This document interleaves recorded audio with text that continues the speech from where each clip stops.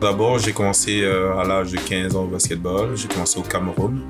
Après, j'ai joué dans plusieurs pays comme l'Allemagne. Ensuite, je suis venu au Québec. J'ai joué quelques années, 2 ans avec l'Université Laval. J'ai commencé à coacher avec Dominique Soucy au Petit Séminaire de Québec. J'ai décidé de partir mon école de basket parce que j'étais vraiment passionné. J'ai joué 2 ans pour les Dynamiques du Cégep de Sainte-Foy. Ma première année était celle de 2012-2013. Après les Dynamiques, j'ai intégré le Rouge et Or de l'Université Laval où j'ai joué pendant 5 ans. Et en même temps qu'être une étudiante athlète, en 2016-2017, si je me souviens bien, j'ai intégré l'équipe de coach ici au Cégep de Sainte-Foy. Vraiment du gros développement qu'on va faire l'année prochaine. On commence d'ailleurs cet été avec de gros recrutements qu'on a fait avec des athlètes qui sont de niveau Division 1 en fait, mais qui leur manquent un peu quelques aspects de leur jeu, à développer quelques aspects de leur jeu pour passer à un autre niveau. La NPA, c'est un programme élite, c'est une ligue élite au Canada. Puis je pense que c'est une manière vraiment de se faire voir pour se faire recruter. On a 5-6 places de libre pour mettre des joueurs dans la NPA avec la vision qu'on s'est donnée, Vincent Plante et moi, et le programme, c'est à partir de la 2e année que ces joueurs-là puissent viser une carrière universitaire.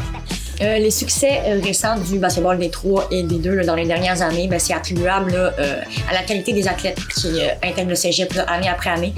C'est sûr et certain qu'il y a une culture de gagnant autant dans le D2 que dans le D3 qui attire les meilleurs athlètes. Et également, le cégep est un très, très bon cégep au plan académique.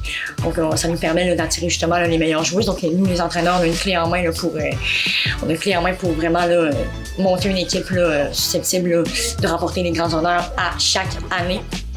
C'est sûr et certain que même si c'est pas un investissement qui est à temps plein, ça demande beaucoup de temps, ça demande beaucoup de sacrifices, ça demande beaucoup d'efforts. Donc, les filles, il faut qu'ils aient encore une fois du plaisir à jouer au basket et qu'ils soient prêtes à faire ces sacrifices-là.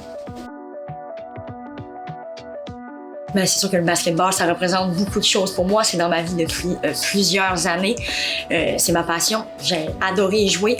Maintenant, j'adore le coacher. Puis j'aime ça dire que ça a été un petit peu une école de vie pour moi. J'ai acquis des valeurs vraiment. Je me suis fait mes meilleurs amis qui sont encore dans ma vie aujourd'hui. Sinon, j'ai également acquis une discipline que j'utilise dans mon quotidien. Le basketball représente tout pour moi. Parce que, comme je dis, je vis de ça et j'ai toujours vécu de ça.